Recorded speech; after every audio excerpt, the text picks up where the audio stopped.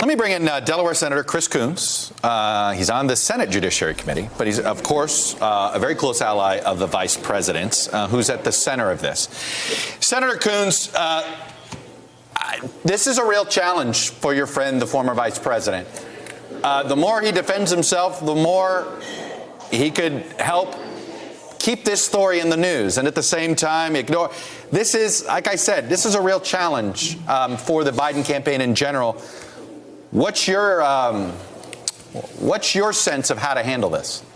Chuck, I think this is a challenge for all of us. I think it's a challenge for those of us who serve in Congress to make sure that the House proceeds in a deliberate and responsible way that shows that this is about following the law and protecting the Constitution, not about partisan politics. I think it's a challenge for the media to do a good job, as you did yesterday, of focusing on the facts and on what Donald Trump has now released in terms of a call summary and what happened on that call with President Zelensky of Ukraine, and not being distracted by repeated misstatements and untruths said by either Giuliani, Trump's personal attorney, or by President Trump himself. So this is a challenge for all of us. You're right, it's also a challenge for the Biden campaign, but one that should re-emphasize, I think, one of Joe's greatest strengths as a candidate, which is he has more experience in the international realm and in handling delicate, challenging issues of foreign relations than the rest of the Democratic field combined.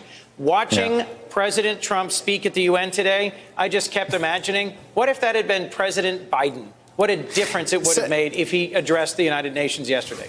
Senator, you used an interesting word here about the House. You hope that they will have a deliberate process.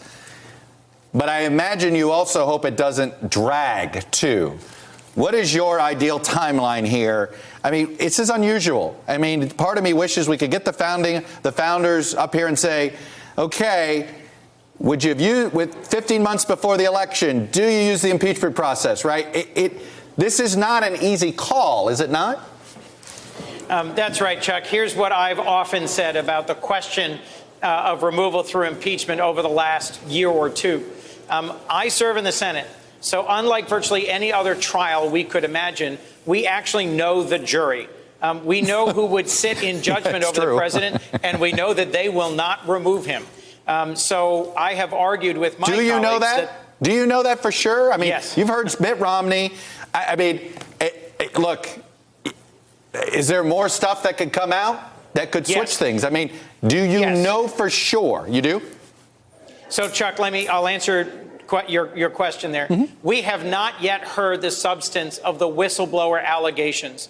Having read the summary, not a transcript, of the conversation between Presidents Trump and Zelensky, I think it is just jaw-dropping how clear it is that President Trump was trying to seek the help of a foreign power in interfering in our own domestic politics, asking them as a favor to him to begin an investigation into his leading political opponent for the 2020 election.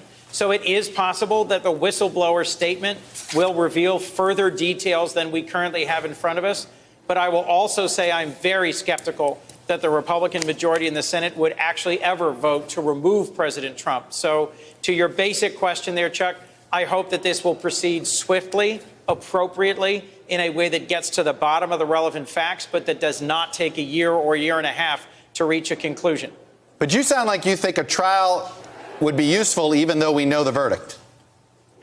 Well, the argument I've made a number of times is I think we should change the jury. The jury should be the electorate, and the electorate should ultimately render judgment on President Trump.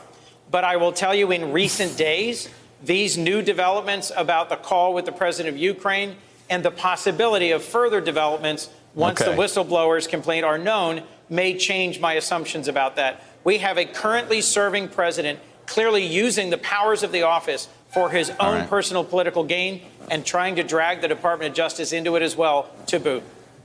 Senator Chris Coons, a Democrat from Delaware, I'm going to let you go. Thanks very much for coming on and sharing your views. Hello, YouTubers. If you're watching this, it means you've checked out our channel, so thank you. Now do me a favor, subscribe by clicking on that button down there. Click on any of the videos to watch the latest interviews and highlights from MTP Daily and MSNBC. You can get more Beat the Press content every morning in the First Read newsletter. If you're tired of content that you don't know anything about where it came from, you don't have to have that problem with us. NBC News, MSNBC, MTP and the Meet the Press mindset right here for you on YouTube. Subscribe now.